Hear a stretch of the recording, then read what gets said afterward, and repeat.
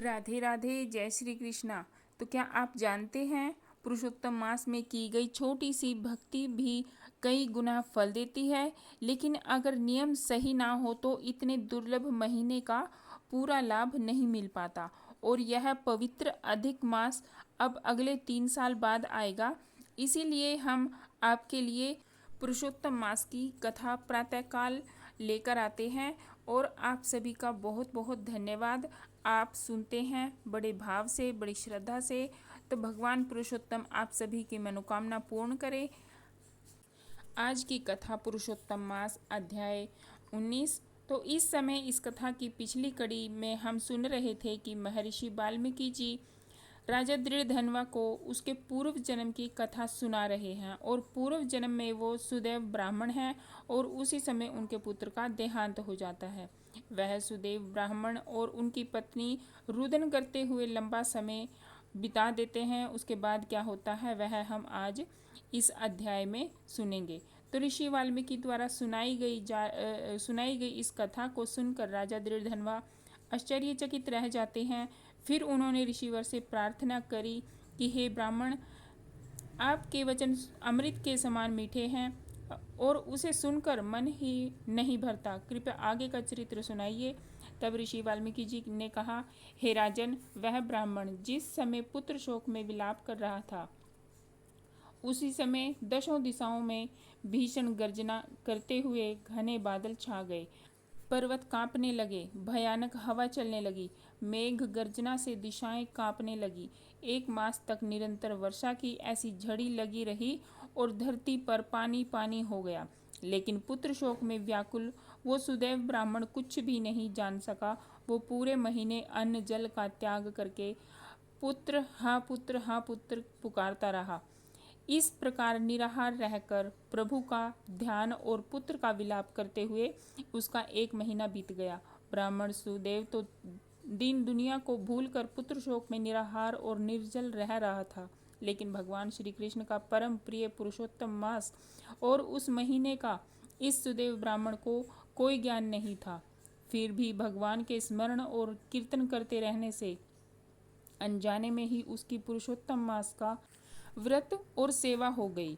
उसी के फल स्वरूप परम भगवान श्री हरि उस पर अत्यंत प्रसन्न हुए और ब्राह्मण दंपत्ति के सामने प्रकट हो गए। भगवान पुरुषोत्तम के दर्शन करके अपनी गोद से मृत पुत्र को धरती पर रखकर पति पत्नी उठकर खड़े हो गए और बोले, भगवान को दंडवत प्रणाम किया।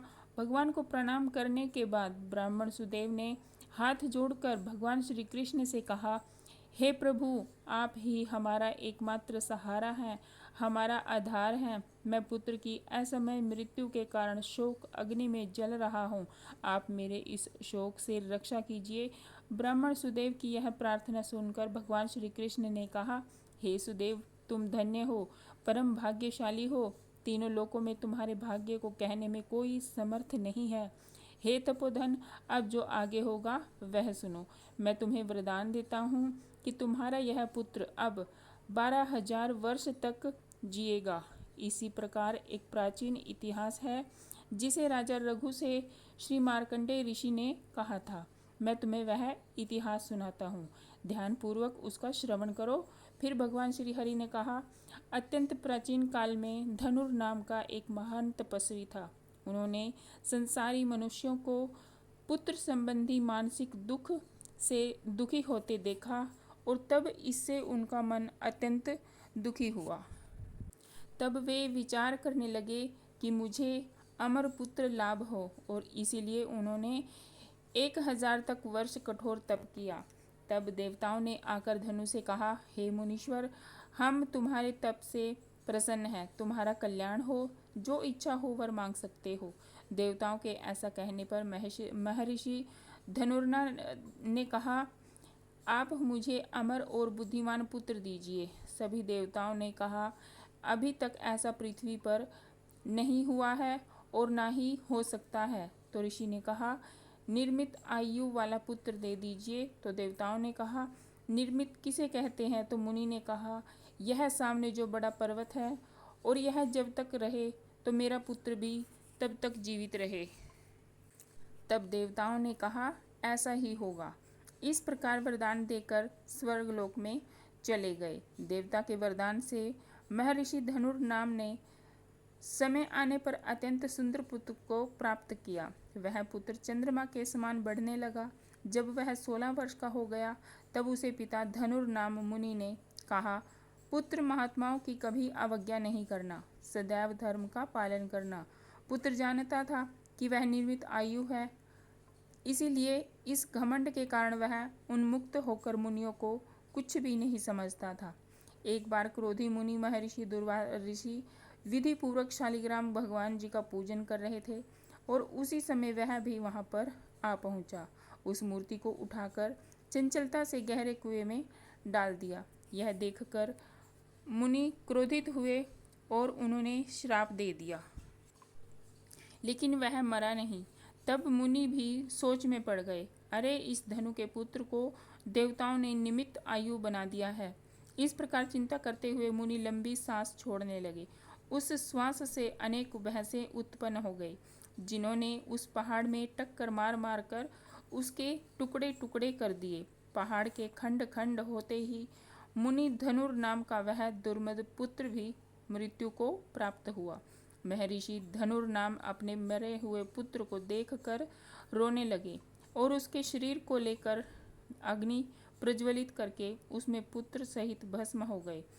यह कथा सुनाने के बाद भगवान श्री हरि ने सुदेव से कहा, हे सुदेव, बड़ी आयु पाकर भी तुम्हारा पुत्र वैसा नहीं होगा। यह पुत्र तुम्हें गरुड़ ने दिया है। ऐसा पुत्र पाने से तुम इस संसार में प्रशंसनीय होंगे। मैंने तुम्हारे इस पुत्र को पुरुषोत्तम मास के व्रत से प्रसन्न होकर बड़ी उम्र का बना दिया है। गृहस्थ धर्म का पूर्ण सुख भोग कर तुम ब्रह्मलोक में जाओगे और वहां भी सुखी रहोगे। इस प्रकार वहां 1000 देवताओं के वर्ष तक सुख भोगने के बाद पृथ्वी पर तुम्हारा जन्म होगा, जहां तुम चक्रवर्ती राजा बनोगे। दृढ़ धनवा नामक राजा बनकर तुम अनेकों सुख, समृद्धि, सेना और निष्कंटक राज्य आदि का सुख 10,000 वर्ष तक पृथ्वी पर भोगोगे। तुम्हारे 4 श्रेष्ठ पुत्र होंगे और एक भाग्यशालिनी, सुशीला और अत्यंत सुंदरी कन्या होगी। हे भागी, इस प्रकार देव दानव दुर्लभ अनेक सुख भोगने से तुम अपने को कृतार्थ मान बैठोगे और अज्ञानवश तुम्हारा मन दुस्तर संसारिक सुखों की ओर लग जाएगा और तुम्हारा संसार समुद्र के पार करने वाले भगवान श्री विष्णु जी को भी भूल जाओगे। तब यही तुम्हारा पुत्र तोता बनकर और वट वृक्ष पर बैठकर तुम्हें ज्ञान देगा। उस समय तोते के श्लोक का भाव ना समझ पाने के कारण उदास होकर घर आकर चिंता के समुद्र में लीन हो जाओगे। हे सुदेव, उस समय तुम्हें वाल्मीकि मुनि आकर ज्ञान प्रदान करेंगे। तब संशय निवृत्त होने पर सांसारिक सुखों को त्याग कर श्री हरि पद को अपनी पत्नी के साथ प्राप्त करोगे, जिसमें गया हुआ वापस नहीं लौटता। भगवान ने सुदेव को उसके आगामी जीवन की कथा सुनाने के बाद उसके पुत्र को जीवित कर दिया। पति दोनों ही पुत्र को जीवित देखकर बड़े प्रसन्न हुए। देवतागण भी उनके ऊपर पुष्प वर्षा करने लगे। सुखदेव ने उठकर श्री हरि जी और माता पिता के चरणों में प्रणाम किया। उस समय अपने अंश से उत्पन्न पुत्र सुखदेव को देखकर गरुड़ जी बड़े प्रसन्न हुए। ब्राह्मण सुदेव ने हाथ जोड़कर भगवान से कहा, हे प्रभु, मैं 4000 वर्ष तक कठोर तप करता रहा। तब आपने प्रकट होकर कहा था, हे पुत्र, तुम्हारे भाग्य में पुत्र नहीं है। अब उसके विपरीत स्वयं आकर मेरे पुत्र को आप जीवित कर रहे हैं। इसके पीछे का क्या कारण है, कृपा करके बतलाइए और मेरे इस संशय और भ्रम का निवारण करने की कृपा कीजिए। जब सुदेव ब्राह्मण इस प्रकार भगवान से पूछते हैं तो भगवान फिर एक विशेष और सुंदर उत्तर देते हैं, और वह क्या है वह हम सुनेंगे पुरुषोत्तम मास के अगले अध्याय में। तब तक के लिए राधे राधे, जय श्री कृष्णा।